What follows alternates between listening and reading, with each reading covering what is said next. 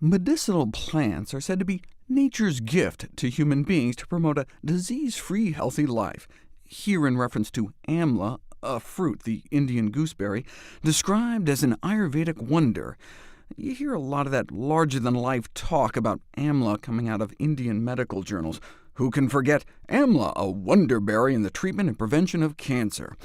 Amla is so revered that you find serious scientists at serious academic institutions and serious peer-reviewed medical journals making statements like this. Every part of the Indian gooseberry plant has its unique therapeutic characteristic for the remedy of almost all the ailments, and can be adopted as a, bold italics, single bullet against disease. OK, then. I first ran across it in this famous article, looking at the total antioxidant content of thousands of different foods. I did a series of videos about it ages ago, and to my surprise, the #1 most antioxidant-packed single whole food on the planet, on average, was amla, dried, powdered Indian gooseberries, beating out the prior heavyweight champion cloves with, just for comparison's sake, up to 100 times or more antioxidants by weight than blueberries.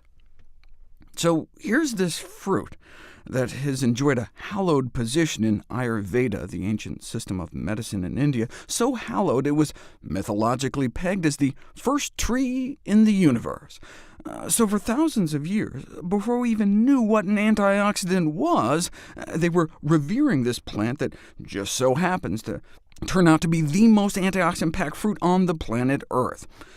OK, you got my attention, but I still need to see it put to the test. Well, indigenous tribal healers used amla to treat diabetes, so researchers decided to give it a try. This is the study that originally bowled me over. In fact, the subject of one of my first Nutrition Facts videos of all time, over 5 years ago, the effect of amla fruit on the blood sugars and cholesterol levels of normal subjects and type 2 diabetic patients. In my video, I talked about the jaw-dropping effects of 5 cents worth of this powdered fruit, 5 pennies worth, compared to a diabetes drug. But what about the cholesterol effects? If you take healthy individuals and give them a placebo sugar pill, nothing much happens to their cholesterol. Ideally, we want our total cholesterol under 150.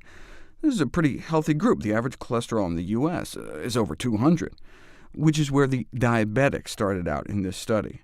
And when you give them placebo pills, nothing much happens either.